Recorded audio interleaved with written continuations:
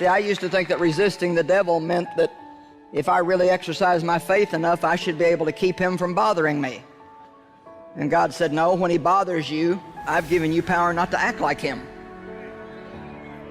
We're supposed to be acting like God in the midst of our trials and tribulations. Emotional people make a lot of very serious mistakes.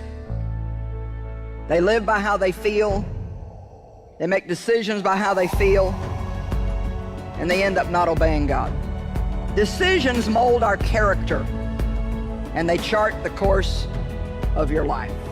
You know, Satan loves to attack. You never know exactly when he's going to attack, but the first place that he attacks is your mind. The mind is the battlefield. You have to really pay attention to what you're thinking. You have to think about what you're thinking about, because if you don't choose your thinking, if you become passive, you're just kind of empty-headed, the devil will be happy to fill your mind with stuff that is going to poison your spiritual life. More than anything, people buy my book, Battlefield of the Mind, more than any of the other books we have, which only proves to me that people have lots of problems with their mind. So we know that Satan's a liar, and that he uses thoughts, wrong thoughts, to try to bring destruction into our life.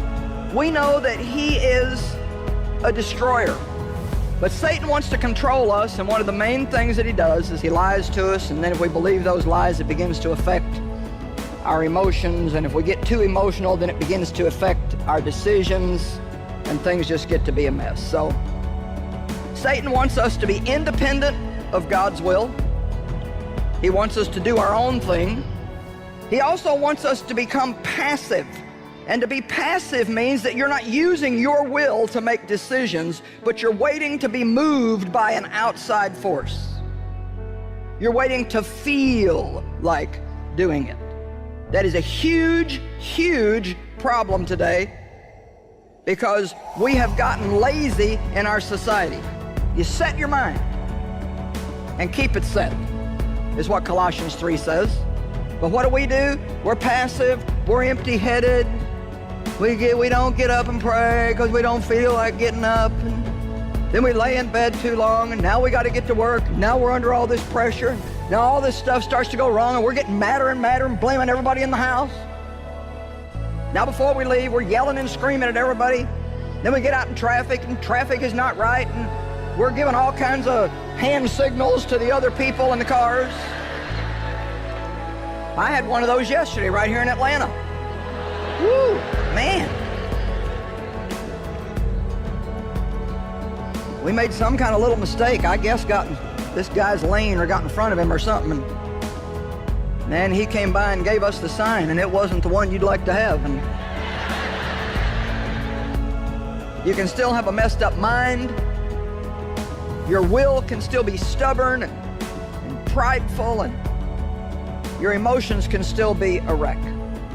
And the sad thing is in order for what's in your spirit to get out through your body where it can do anybody any good, your soul has to have a work done in it, because everything from your spirit has to come through your soul.